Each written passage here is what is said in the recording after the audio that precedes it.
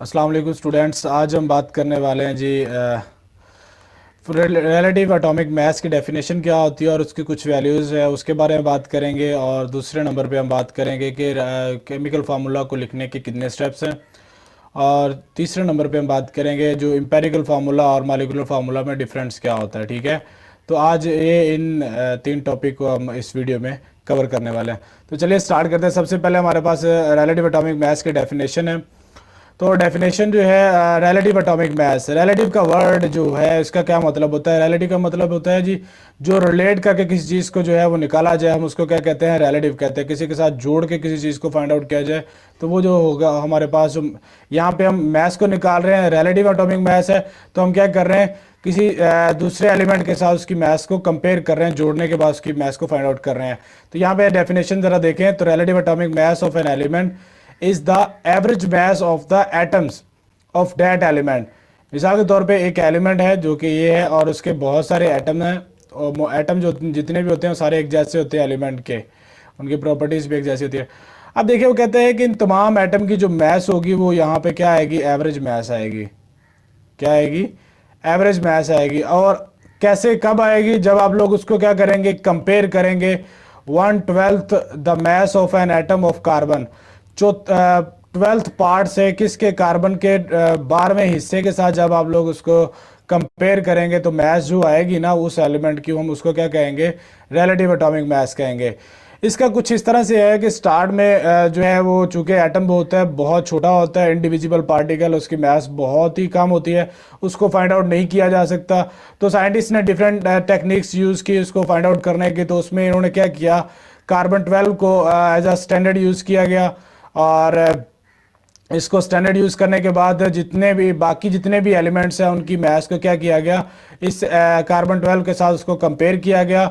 और जो उनकी मास आई, उन एटम की एवरेज जो मास आई, वो उसको हम मास को उन्होंने क्या कहा, रिलेटिव एटॉमिक मास कहा। ठीक है, तो इसमें कोई मुश्किल नहीं है। जस्ट आप लोगों ने 1/12 का मतलब क्या है, कहता है कि अगर कार्बन एटम के क्या हो, 12th पार्ट हो, 12th बॉक्सेस हो कह लें। इस तरह देखना, 1 2 3 4 5 6 7 8 9, इस तरह 10 11 और 12। अब यहाँ पे 12 बॉक्सेस हैं। मतलब ये क्या है कि इसका एक यूनिट है। अगर 12 बॉक्सेस है तो इसमें एक जो पार्ट होगा बॉक्स का, तो वो क्या कहलाएगा, उसका एक यूनिट कहलाएगा। अब देखें ना 12 है ना, तो 12, अब अगर एक का निकालना है तो क्या करेंगे, 1/12 करेंगे। तो ये कह रहा है कि 1/12 पार्ट ऑफ कार्बन का जो होगा उसके साथ आप लोगों ने उसको कंपेयर करना है। तो वो जो मास आएगी वो क्या होगी, वो उसकी एवरेज मास होगी और उसको हम क्या कहेंगे, रिलेटिव एटॉमिक मास कहेंगे। तो देखते हैं जरा, अब यहाँ पे उसने बता भी दिया है कि कार्बन 12 की जो मास है 12 यूनिट्स है। देखिए 12 बॉक्सेस मैंने 12 यूनिट्स। ये यूनिट का टॉपिक आप लोग जो है वो सेकेंड ईयर में पढ़ेंगे, चौथे चैप्टर में सॉलिड के टॉपिक में। और एक जो बॉक्स होगा हम उसको क्या कहेंगे, 1 यूनिट कहेंगे। तीसरे नंबर पे वो कहता है कि जब हम मास को कंपेयर करते हैं, where we compare atomic masses of other element, दूसरे एलिमेंट की जब मास को उसके साथ कंपेयर करते हैं with atomic masses of carbon, carbon की मास के साथ। मिसाल के तौर पे ये आप लोगों ने जिसकी फाइंड आउट करनी है वो, और यहाँ पे क्या है, कार्बन है, कार्बन 12 जो है वो है। और यहाँ पे जो है जिस एलिमेंट की आप लोगों ने एटॉमिक मास फाइंड आउट करनी है, तो वो कहता है कि जो उसकी कंपेयर करने के बाद जो मास आएगी ना यहाँ पे, उस मास को हम क्या क्या कहते हैं, रिलेटिव एटॉमिक मास कहते हैं। ये जो मास होगी वो क्या कहलाएगी, वो रिलेटिव एटॉमिक मास कहलाएगी। अब नेक्स्ट देखे जरा इसका, वो कहता है जी अब किसी भी कोई भी चीज़ होती है उसका कुछ ना कुछ यूनिट होता है। जैसा कि आप लोग लेंथ का यूनिट मीटर है, और मिसाल के तौर पे यहाँ से लेके यहाँ तक मूव करते हैं तो आप लोग कहेंगे, क्या कहेंगे कि 10 कह लें, 1 कह लें, कुछ भी कह लें, तो साथ जब तक मीटर नहीं लगाएंगे तो कैसे पता चलेगा, किलोमीटर, मीटर, तो मिलीमीटर कुछ नहीं लगाएंगे नहीं तो कैसे पता चलेगा कितना फासला था। तो ये इसी तरह से जो कहता है कि जो आप लोगों ने मास निकाली है उसके लिए यूनिट यूज़ किया जाता है, हम उसको क्या कहते हैं, एटॉमिक मास यूनिट। ठीक है, जो भी मास आएगी उन एलिमेंट की, तो वो क्या होगी, वो हमारे पास एटॉमिक मास यूनिट होगा, उसके लिए हम यूनिट यूज़ करेंगे जो कि होगा एटॉमिक मास यूनिट। अब वो कहता है कि एटॉमिक मास यूनिट को जो अगर हम ग्राम के अंदर चेंज करें, ग्राम के अंदर देखें तो किस तरह आती है वैल्यू। तो 1 एटॉमिक मास यूनिट जो है वो क्या होगी, 1.6 10⁻24। ये मल्टीप्लाई का साइन है, ये बहुत ही छोटी वैल्यू है जी। -25 का मतलब क्या होगा कि इसके आगे जो है देख लें ज़रा कितने ज़ीरो आने हैं, ये पॉइंट अगर इधर ले आएंगे फिर क्या होगा। तो ये इसी तरह से जो वैल्यूज़ है आगे मूव करती रहती है। Mass of proton, neutron, electron है, ये वाले डिफरेंट मैसेज है एएमयू में, एटॉमिक मास यूनिट में, और ये सारी की सारी ग्राम के, ठीक है। तो ये इसमें से ज़्यादा इम्पोर्टेंट ये वाली ज़्यादा पूछी जाती है, ये भी पूछ लेते हैं। और ये जो है ये आप लोग अगर बीएससी में जाएंगे तो न्यूक्लियर के चैप्टर में बाइंडिंग एनर्जी के टॉपिक में भी ये आप लोगों को पढ़नी पड़ेंगी, याद करनी पड़ेंगी। तो यहाँ से एमसीक्यूज़ आ जाता है और बहुत दफ़ा एमसीक्यूज़ ये वाला आ चुका है, तो ये आप लोगों ने याद रखना है। तो नेक्स्ट हमारे पास है जी, हमारे पास केमिकल फार्मूला को कैसे लिखा जाता है। कहते हैं जिस तरह कंपाउंड को केमिकल फार्मूला से रिप्रेजेंट किया जाता है, मिसाल के तौर पे NaCl है, या HCl है, या KBr है, या समथिंग कुछ और भी है, ये तमाम के तमाम कंपाउंड है। ये आयनिक है, इसको मॉलिक्यूलर भी कहा जाता है, ये कोवलेंट है, इसको फार्मूला यूनिट भी कहा जाता है। ये चीज़ें आप लोग अगर आप लोगों ने नहीं पढ़ी तो पिछली वीडियो देखे, उसमें आप लोगों को मिल जाएंगी। तो ये जो है इनको फार्मूला जो है वो केमिकल फार्मूला से रिप्रेजेंट किया जाता है कंपाउंड को। इसी तरह एलिमेंट को सिंबल से रिप्रेजेंट किया जाता है। अब बात को स्टार्ट करने की कोशिश कर रहे हैं ना, तो जिस तरह एलिमेंट को सिंबल से रिप्रेजेंट किया जाता है तो इसको आगे इसी तरह यूज कर रहे हैं। कहता है कि need some steps to write chemical formula, chemical formula को लिखने के लिए कुछ स्टेप्स की जरूरत है। सबसे पहला पॉइंट क्या है, वो कहता है कि जी sum of two elements, symbols of two elements, दो एलिमेंट है जी, मिसाल के तौर पर एक ये है, एक ये है, दो एलिमेंट है, उनको आप लोगों ने साइड बाय साइड लिख दिया। देखिए एक साइड पे ये, दूसरी साइड पे, दो साइड बाय साइड लिख दिया। In order of positive and negative, in order of positive first and negative later. तो क्या होगा, वो कहता है कि पॉजिटिव आप लोगों ने पहले आना चाहिए, नेगेटिव बाद में होगा, ठीक है। पॉजिटिव पहला होगा, नेगेटिव बाद वाला होगा। तो ये पहला पॉइंट है। दूसरे पॉइंट में वो कहता है the valency of each ion is written on the right top corner, ये था ना और ये था। तो वो कहता है कि जो वैलेंसी जो होगी उनकी वो क्या होगी, ये पॉजिटिव है, ये नेगेटिव है, वैलेंसी जो होगी वो राइट टॉप कॉर्नर यहाँ पे उनकी वैलेंसी मौजूद होगी, ठीक है। टॉप कॉर्नर पे ऊपर उनकी वैलेंसी होगी। ये दूसरा पॉइंट बताया। जिस तरह यहाँ पे देखे सोडियम में देखे जरा, यहाँ पे बताएगी वैलेंसी इसकी +1 होती है, इसकी 2 होती है। ये वैलेंसी क्या होता है, कंबाइनिंग कैपेसिटी होती है, ताकि वो जो है वो क्या करे, या तो लूज करे या वो गेन करे अपने ऑक्टेट को कंप्लीट करने के लिए, इनर्ट गैसेस की तरह बनने के लिए। तो ये भी आप लोग इसी क्लास में 9th चैप्टर में, 9th में कह रहा हूँ, 3rd चैप्टर में आप लोग पढ़ लेंगे। तो इसी तरह तीसरा जो पॉइंट है बड़ा इंपॉर्टेंट है, वो कहता है दिस वैलेंसी, ये जो वैलेंसी होगी हर आयन की, आप लोग क्या लेकर आए, ब्रॉड लेकर आए टू लोअर राइट कॉर्नर। आप लोग उसको क्या करें, लोअर राइट कॉर्नर पे लेके आए। और कौन सा मेथड यूज करना आप लोगों ने, क्रॉस एक्सचेंज मेथड यूज करना है। तो जरा एग्जांपल देख लेते हैं, जिसकी मिसाल के तौर पे यहाँ पे आप लोगों ने पहले स्टेप से मैं चलता हूँ जरा। पहले स्टेप में वो कहता है कि दो सिंबल को साइड बाय साइड लिख लिया। उसके बाद आप लोगों ने क्या करना है, पहले पॉजिटिव आएगा, दूसरा बाद में नेगेटिव आएगा, और उनकी दूसरे पॉइंट में वैलेंसी लिख ली, +1 -1। तीसरे पॉइंट में कहता है क्रॉस एक्सचेंज कर देने वैलेंसीज को, ईच आयन की क्रॉस एक्सचेंज। ये देखें ये दोनों ये क्रॉस लग गया, तो ये क्रॉस लग गया है ना, तो क्रॉस एक्सचेंज कर दी का मतलब क्या होगा कि ये -1 इधर आ जाएगा, +1 इधर आ जाएगी। तो ये जो होगा आप लोगों के पास NaCl बनेगा, चूंकि पॉजिटिव नेगेटिव एक दूसरे को कैंसिल आउट करेंगे, और ये जो चार्ज होगा इसके ऊपर कोई चार्ज नहीं होगा, न्यूट्रल होगा। लेकिन जिनके ऊपर चार्ज मौजूद होता है, देखें ज़रा, अब क्या होगा, यहाँ पे आप लोग इसको चेंज कर दे इधर, और ये इधर चेंज करेंगे तो क्या होगा, CaCl2 आ जाएगा। इसी तरह ये दोनों सेम है तो दोनों ऑपोजिट करेंगे तो क्या आ जाएगा, Ca, और दोनों चार्जेस ख़त्म हो जाएंगे। देखें नीचे बता भी दिया उसने वैसे ही। थर्ड पॉइंट है जी, फोर्थ पॉइंट है, if the valency are same, अगर तो वैलेंसी सेम है, ये +1 है, ये -1 है, 1 है ना, सेम है, तो दे आर ऑफसेट, उनके ऊपर कुछ नहीं लिखा जाएगा। And not written the chemical formula, और उस वैलेंसी को उसकी जो है वो केमिकल फार्मूला में नहीं लिखा जाएगा। और अगर तो वो जो है वो डिफरेंट है, if they are different they are indicated as such they are same position.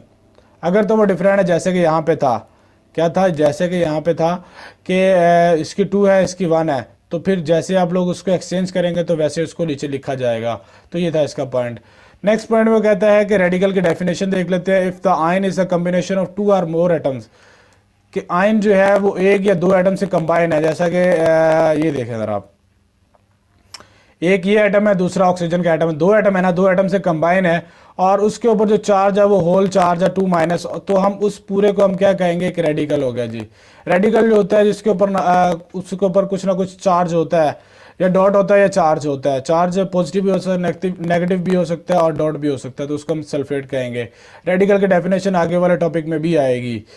इसी तरह सल्फेट है, इसमें भी डिफरेंट आयन क्या नाम है एटम्स है। ये देखिए यहाँ पे सल्फर का एक है, ऑक्सीजन के 4 एटम है। तो उसने क्या कहा था, एक एटम हो सकता है, एक से ज़्यादा भी हो सकता है। यहाँ पे फास्फोरस का एक एटम है, ऑक्सीजन के 4 एटम है, कंबाइंड है। और उसके ऊपर जो होल चार्ज है वो क्या है, -3, हम उसको फास्फेट कहते हैं। ग्रुप का नाम जो है वो क्या है, फास्फेट है। और उसके ऊपर जो नेट चार्ज वैलेंसी होगी वो क्या होगी, वो रेडिकल्स की होगी। ठीक है, तो रेडिकल की डेफिनेशन सिंपल है कि जो एक एटम हो या एक से ज़्यादा एटम हो कंबाइंड, और उसके ऊपर जो चार्ज होगा वो होल चार्ज होगा, पहली तो बात ये।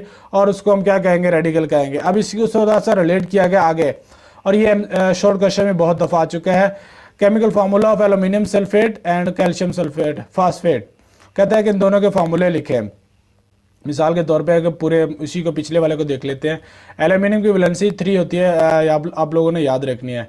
सल्फेट आप लोगों ने अभी ऊपर देखा, ये देखें 2-। इसी तरह कैल्शियम है, कैल्शियम की वैलेंसी जी आप लोगों के पास 2 होती है। और यहाँ पे फास्फेट जो है PO4, और PO4 उसके ऊपर जो चार्ज है जी 3 है, 3- है। तो अब इसका केमिकल फार्मूला आप लोगों ने लिखना है, तो क्या करेंगे, क्रॉस एक्सचेंज कर देंगे यहाँ पे भी। जब क्रॉस एक्सचेंज करेंगे तो वही आप लोगों के पास बात आ जाएगी, क्या आ जाएगा, Al2SO4, और ये 3 इधर नीचे आ जाएगा, ये बन जाएगा एल्यूमिनियम सल्फेट। और इसी तरह कैल्शियम, और उसके बाद जो है कैल्शियम के नीचे क्या आ जाएगा, 3, ये इधर एक्सचेंज होगा ना, ये वाला इधर आ जाएगा। तो PO4 और नीचे 2 आ जाएगा। तो ये इनके जो है वो केमिकल फार्मूले जो है उस तरह जो है वो क्या होते हैं, वो चेंज होते हैं। तो ये आप लोगों ने, ये अक्सर इनके फार्मूले पूछ लेता है कि फार्मूले जो है वो आप लोग बताएं कौन कौन से, एल्यूमिनियम का क्या होगा, सल्फेट का, और कैल्शियम फास्फेट का क्या होगा। नेक्स्ट है जी इंपेरिकल फार्मूला। इंपेरिकल फार्मूला कहता है, केमिकल फार्मूले आप लोगों के पास 2 टाइप्स के होते हैं। एक तो आप लोगों के पास जिस तरह आप लोगों ने कंपाउंड में देखा था मॉलिक्यूलर और फार्मूला यूनिट, यहाँ पे भी क्या होगा, एम्पेरिकल फार्मूला होता है, फार्मूला यूनिट भी होता है। 2 तरह के होते हैं जी। It is a simplest whole number ratio.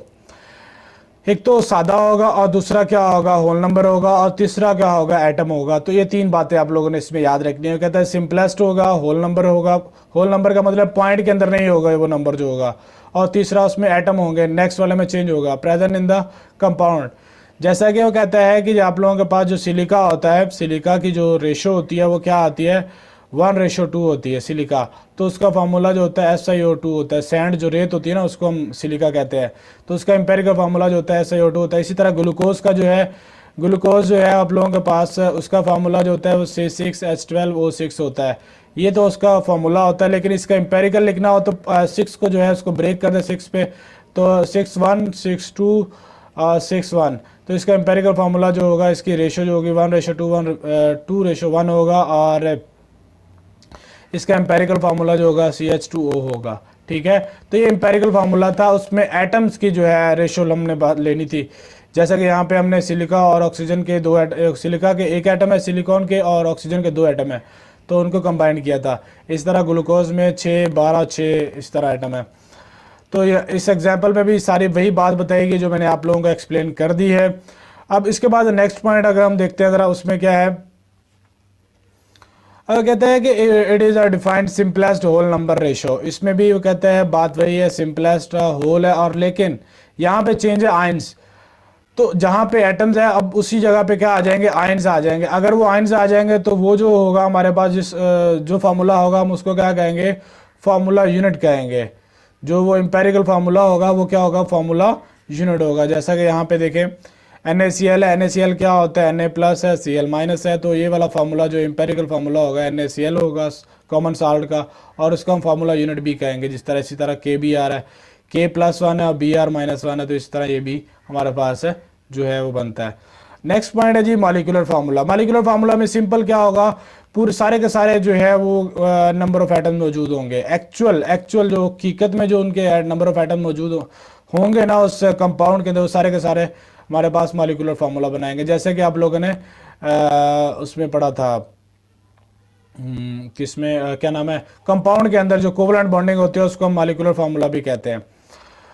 अब इसमें जो है वो of each element present in the molecule of that compound, वो कहता है एक्चुअल नंबर ऑफ एटम आप लोगों ने बताने होंगे। और जो है ये कब कहाँ से ड्राइव होता है मॉलिक्यूलर फार्मूला जो है, ये एम्पेरिकल फार्मूला से ड्राइव हो रहा होता है। इसकी एग्जांपल देख लेते हैं जी। वो कहता है क्या है, कहता है कि molecular formula is equal to अब कहते हैं ग्लूकोज का जो ग्लूकोज का बेंजीन का जो फार्मूला है वो C6H6 है, ये मॉलिक्यूलर है। अब ये क्या है, ये इसका एम्पेरिकल फार्मूला है, ये CH इसका एम्पेरिकल फार्मूला है। और यहाँ पे जो N की वैल्यू होगी, N नंबर है जी, यहाँ पे 6 है। अब मॉलिक्यूलर फार्मूला आप लोगों को नहीं पता, जस्ट आप लोगों को एम्पेरिकल फार्मूला पता है, तो इससे आप लोग मॉलिक्यूलर फार्मूला ड्राइव कर सकते हैं। तो 6 को मल्टीप्लाई करेंगे तो क्या आएगा, C6H6 आ जाएगा। तो ये आप लोगों के पास क्या आ जाएगा, मॉलिक्यूलर फार्मूला आ जाएगा। इस तरह जो है वो सारे के सारे फाइंड आउट कर सकते हैं। मॉलिक्यूलर फार्मूला जो होता है वो सेम भी हो सकता है और मल्टीपल भी, डिफरेंट भी हो सकता है जी, एक से ज़्यादा भी हो सकता है।